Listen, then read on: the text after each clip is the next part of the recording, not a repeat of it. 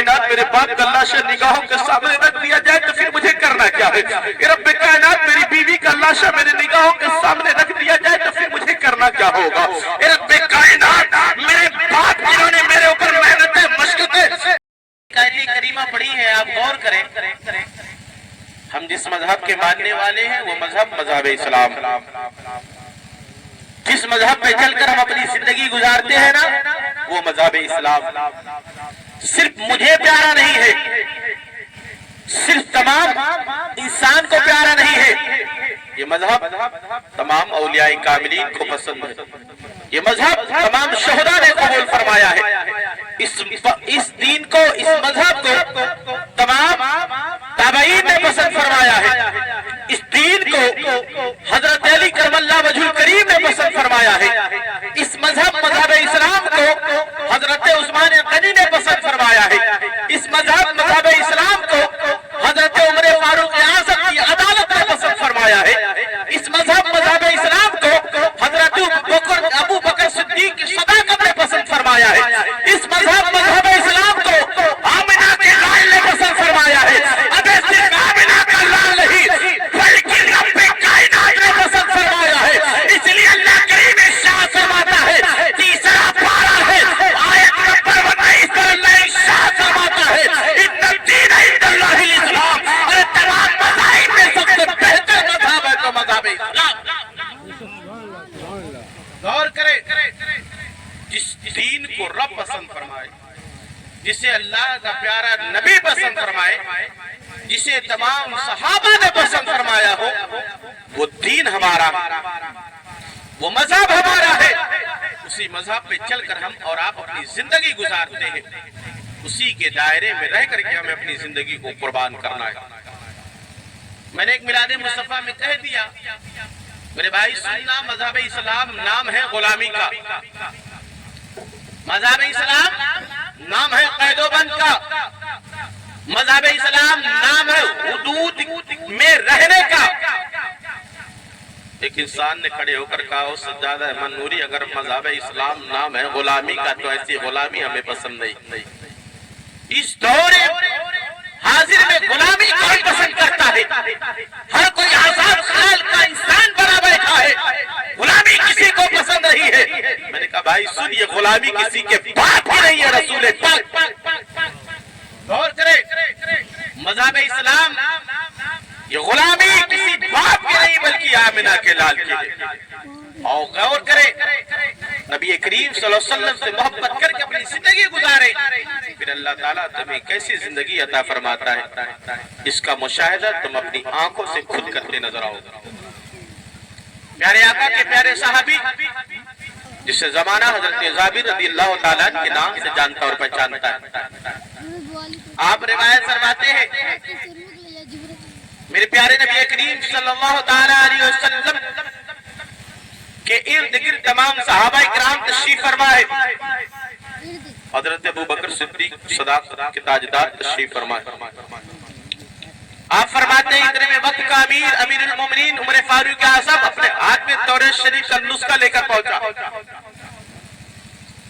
وقت کے امیر عمر فاروق اعظم توریت شریف کا نسخہ لے کر کے آئے نبی کی بارگاہ میں، عرض کیا یا رسول اللہ میرے پاس یہ توریت شریف کا نسخہ ہے۔ میرے نبی نے کوئی جواب عطا نہیں فرمایا، میرے نبی نے کچھ نہ ارشاد فرمایا۔ پھر عمر فاروق اعظم نے عرض کیا یا رسول اللہ میرے پاس یہ توریت شریف کا نسخہ ہے، میرے نبی نے کوئی جواب نہ دیا۔ اب عمر فاروق اعظم کرتے کیا ہے؟ غور کریں، اس توریت شریف کے نسخے کو پڑھنا شروع کر دیا۔ عمر فاروق اعظم توریت شریف کو پڑھتا جا رہا، پڑھتا جا رہا، پڑھتا جا رہا، پڑھتا جا رہا، پڑھتا جا رہا۔ میرے ابو بکر صدیق کی نگاہ ناز اٹھی ہے، مصطفیٰ جان رحمت کے چہرے پر پڑی ہے۔ حضرت ابو بکر صدیق رضی اللہ تعالیٰ عنہ کی نگاہیں کیا دیکھ رہی ہے؟ میرے نبی کریم کا چہرہ مبارکہ بدل رہا ہے، میرے نبی کریم صلی اللہ علیہ وسلم کا چہرہ متغیر ہو رہا ہے۔ حضرت ابو بکر صدیق رضی اللہ تعالیٰ عنہ نے اپنی نگاہ پلٹی عمر فاروق اعظم کی طرف، اے عمر یہ کیا کر رہے ہو؟ اے عمر یہ کیا کر رہے ہو؟ کیا تمہاری نگاہ مصطفیٰ کے چہرے کو نہیں دیکھ رہی ہے؟ غور کر لو، وقت امیر عمر فاروق اعظم اپنی تلاوت کو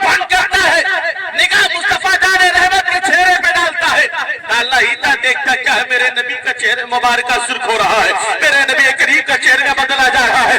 آپ نے توریت کے نسخے کو پڑھنا بند کیا ہے، نبی کے قدم ناز پر گرے ہیں. گرنے کے بعد عرض کیا یا رسول اللہ میرے ماں باپ آپ کے قدموں پہ قربان جائے، یا رسول اللہ ہمارا آپ کے قدموں پہ قربان جائے، یا رسول اللہ میں رب کے رب ہونے پر راضی ہوں، میں رسول کے رسول ہونے پر راضی ہوں، اور میں مذہب اسلام کے سچے دین ہونے پر راضی ہوں، اور آمنہ کی لاج پہ جو کلام مقدس نازل ہوا اس کلام سے بھی راضی ہوں. غور کریں نبی کریم صلی اللہ علیہ وسلم سے محبت کرنے والوں. اب جب عمر فاروق اعظم نے اتنا عرض کیا نا، یہ عمر فاروق اعظم کی زندگی کا عمل کہ جب نبی کریم صلی اللہ علیہ وسلم کی بارگاہ میں حاضر ہوتے، کوئی بات منوانی ہوتی اپنی یہی جملہ کرتے یا رسول اللہ میرے ماں باپ آپ پر قربان جائیں، یا رسول اللہ میرے والدین آپ پر قربان جائیں. اب اتنا عرض کیا عمر فاروق اعظم نے، یا رسول اللہ میں رب کے ربوبیت سے راضی ہوں، میں مذہب اسلام کے سچے دین ہونے پر بھی راضی ہوں، یا رسول اللہ میں رسول کے رسالت سے بھی راضی ہوں، کوئی شک نہیں یا رسول اللہ. پھر وقت کا نبی اپنے چہرے کو بدلا، اپنے چہرے کو اپنی نگاہ ناز کو پلٹا، عمر کی طرف ڈالا. ڈالنے کے بعد میرے نبی نے ارشاد فرمایا اے عمر فاروق اعظم سنو، اگر وقت کا موسیٰ کلیم اللہ اپنے قبر انور سے ظاہر ہو جائے، ہونے کے بعد تم سب مجھے چھوڑ کر حضرت موسیٰ علیہ السلام کی اقتداء اختیار کرو، ان کی غلامی کا پٹا اپنے سینوں میں ڈال لو. تو وقت کا نبی ارشاد فرماتا ہے جس وہ رب کائنات کا واسطہ دے کر جس رب کے قبض و قدرت میں میری جان ہے، قسم ہے رب کائنات کی تم سب کے سب راہ راست سے بھٹک تم سب کے سب راہ راست میں بھٹک جاؤ گے، گمراہ ہو جاؤ گے. اے عمر سنو، اگر وقت کا موسیٰ کلیم اللہ ظاہر ہو تو اس کی غلامی میں پٹا، اس کی گلے میں غلامی کا پٹا کسی اور کا نہیں، آمنہ کے لال. غور کریں نبی کریم صلی اللہ علیہ وسلم سے محبت کرنے والے غیور مسلمانوں، میرے نبی نے میسج کیا دیا، بتایا ہے لوگوں اللہ تبارک و تعالیٰ نے جو مقدس کلام تمہیں عطا فرمایا، اب اس کلام کے ہوتے ہوئے تمہیں کسی کتاب کی ضرورت نہیں. جو مذہب اللہ نے تمہیں عطا فرمایا یہ مذہب اسلام کے ہوتے ہوئے کسی چیز کی کسی مذہب کی تمہیں اب ضرورت نہیں. جو رسول اللہ نے اپنا محبوب تمہارے درمیان ڈالا ہے، اب اس نبی کے بعد کسی کے نبوت کا آپ اپنے اندر اپنا نبی نہیں تسلیم کر سکتے ہو. یعنی اللہ نے جو تمہیں دین عطا فرمایا ہے، یہ دین اللہ نے تمہیں مکمل عطا فرمایا ہے. اس مذہب اسلام پر چل کر اپنی زندگی گزارو، پھر کامیاب ہو جاؤ گے. شادیوں کے مواقع اگر تمہارے گھروں میں آ جائے، اگر نکاح کا موقع تمہارے گھروں پہ آ جائے، بیٹوں کی شادیوں کے موقع تمہیں میسر ہو جائے، تو حدود شریعہ میں رہ کر اپنے بیٹوں کے نکاح کو انجام دیا کرو. بیٹی کی شادی کا موقع قریب آئے تو شادی مصطفیٰ جانے رحمت کی سیرت میں صورت میں چل کر ہونا چاہیے. اپنے شادیوں میں دنیا کے خرافات نہیں ڈالنے ہیں، اپنے شادیوں میں دنیا کی گندے ناچ نہیں ڈالنے ہیں، اپنے شادیوں میں رنڈیوں کی ناچ نہیں ڈالنے ہیں، اپنے شادیوں میں فاحشہ چیزیں نہیں ڈالنی ہے. اگر ڈالنا ہے تو مصطفیٰ جانے رحمت کا ذکر کرنا ہے. اپنے دروازے پر ان علماء کو بلاؤ اور مصطفیٰ کا ذکر کرو. آمنہ کا ربی شاہ فرماتا ہے، نبی کا ربی شاہ فرماتا ہے، ابے جس کے دروازے پر میرے محبوب کا ایک بار تذکرہ کیا جائے اللہ سال بھر وہاں رحمت عطا. اگر شادیاں میسر آئے، خوشی کے مواقع اللہ تمہیں عطا فرما دے، تو پھر خرافات نہ کرو، بلکہ اپنے علاقوں کے اپنے اساتذہ کو اپنے امام کو اپنے دروازے کو بلاؤ. بلانے کے بعد اسے ذکر خیر کراؤ، کرانے کے بعد اسے دعائیں کراؤ. پھر دیکھو اللہ تمہیں کیسی برکت عطا فرماتا. آج ہوتا کیا شادیوں میں میلاد مصطفیٰ رسم لوگ کرتے ہیں بس سوچ کے اگر شادی میں میلاد نہیں کریں گے نا تو مولانا صاحب چوراہے پہ ملے گا بیٹے کی شادی ہے تم نے میلاد نہیں کیا، پہلا ٹینشن. دوسرا امام صاحب کہیں غلطی سے مسجد میں کہہ نہ دے یار آپ کے بیٹے کی شادی تھی آپ نے میلاد نہیں کروایا، دوسرا ٹینشن. تیسرا یہ پڑوسی کا کہے گا یار اتنے لاکھ خرچ کر دیے اور 1000 میں جو میلاد ہوتا ہے اس میلاد کو نہیں کروایا. میلاد میں 1000 کا بہت مشکل سے 200 روپے کا کھجورا آپ کے یہاں کا مل جائے گا. ایسا مائک ہو تو تقریباً 300 روپے میں بھی آ جائے گا. اور ہمارے علماء حضرات کیا اگر آپ بلائیں یہ بیچارے فرمائش تو کرتے نہیں ہیں.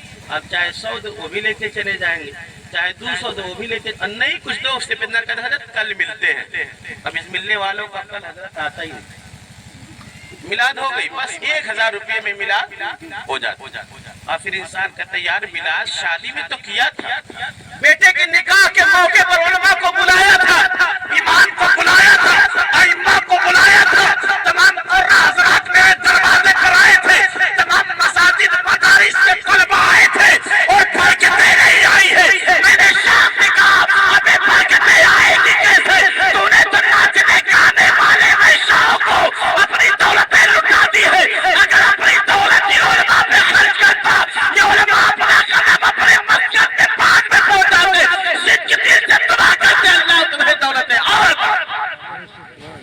کرے، خوش کرنا ہے تو کسی کے باپ کو خوش کیا کرو، اپنے مدرسے کے امام کو، اپنے علماء کو خوش کیا کرو، اپنے امام کی جیب کو بھرنے کی کوشش کرو، پھر انشاءاللہ دیکھو برکتیں کیسے اللہ تمہیں عطا فرماتا ہے۔ اس کی ایک برکت بتاتا ہوں، 15-20 منٹ کا بولوں گا، ساری بات ادھر سے ادھر، حضرت آپ ناراض نہ ہوئیے گا کیونکہ سب بات 15 منٹ میں کہاں کوئی بولے گا، موضوع معنی کچھ نہیں ہوتا۔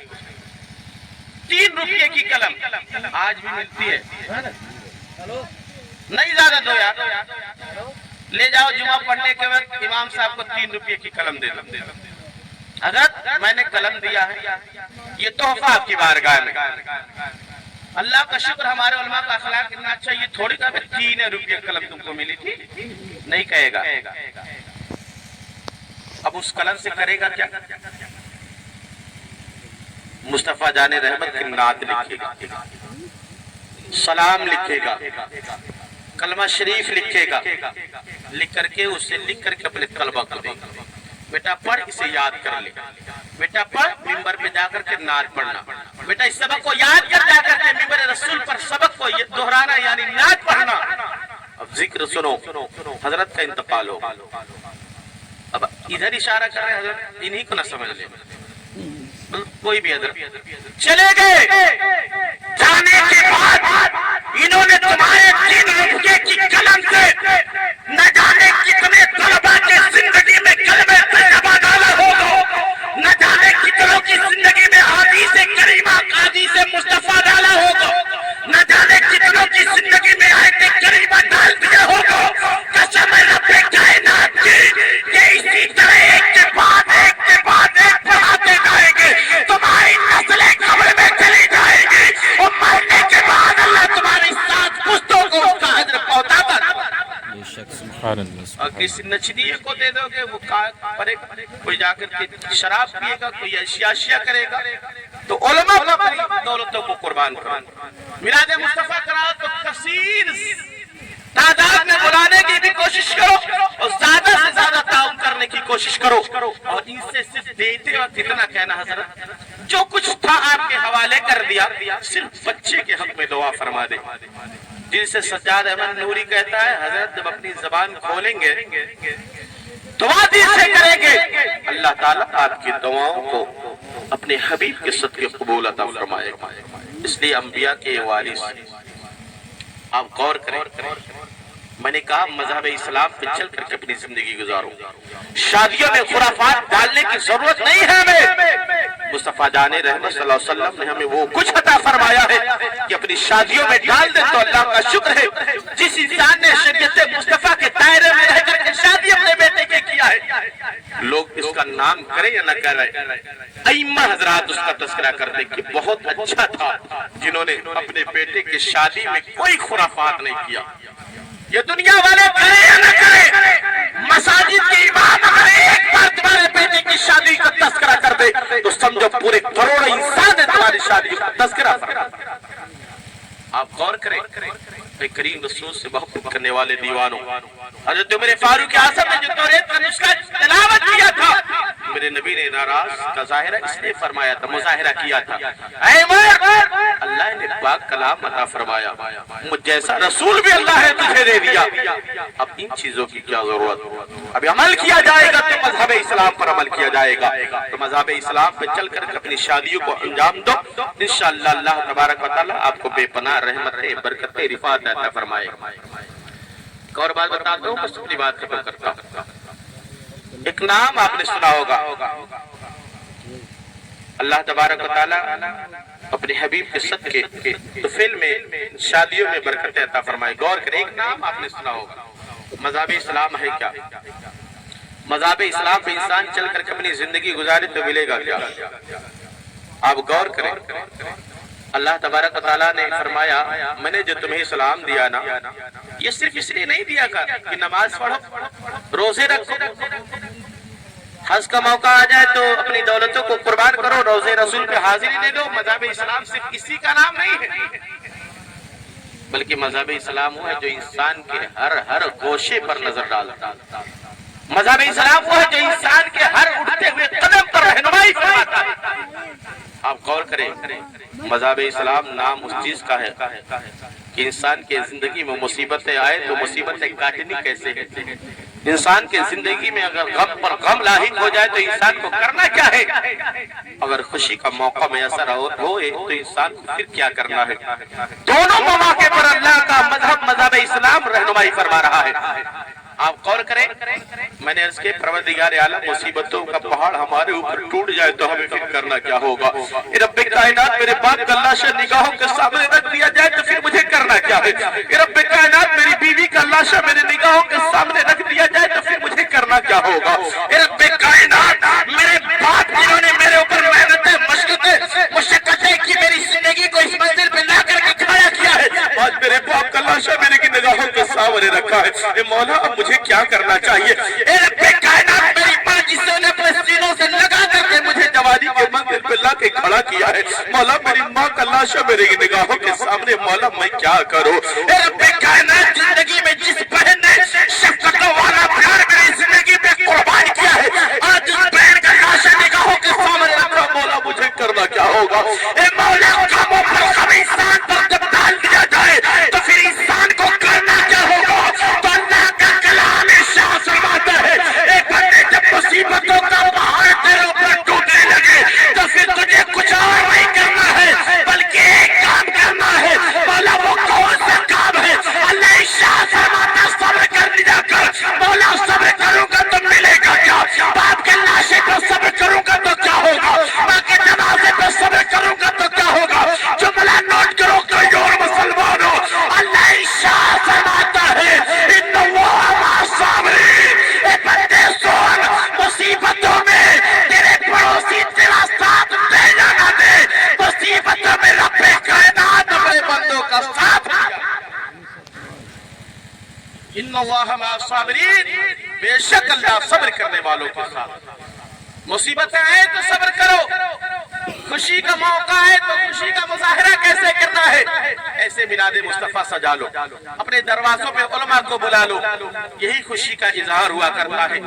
ایک نام لینے جا رہا ہوں جسے زمانہ حضرت سلطان محمود غزنوی کے نام سے جانتا اور پہچانتا ہے. آپ دیکھو صبر کی بات ہے، ان کا ایک غلام جسے زمانہ ایاز کے نام سے جانتا اور پہچانتا ہے. لوگوں نے دیکھا اس غلام کو ایک دن ہاتھی پر سوار، لوگوں نے اس کے گلے میں پھول کا ہار ڈالا ہے، مالا ڈال دیا. ڈالنے کے بعد لوگ اس کا شان و شوکت کے ساتھ استقبال کر کے چوراہوں پر ان کو گشت کرا رہے، گھما رہے، نعرے بازیاں ہو رہی ہے، محبت کے ساتھ ان کو گھمایا جا رہا ہے. پھر کچھ گزرنے کے بعد، کچھ دن نکلنے کے بعد اسی لوگوں نے دیکھا پھر وہی ایاز. آج گلوں میں ہار پھولوں کا نہیں ڈالا گیا بلکہ چھوتوں کا ڈالا گیا. آج ہاتھ میں ہتھیلی ڈالی گئی ہے، پاؤں میں بیڑیاں ڈالی گئی ہے. اے کریم رسول سے محبت کرنے والوں، آج نعرے بازیاں نہیں ہو رہی بلکہ تبرہ کیا جا رہا ہے. لوگ آپ کو برا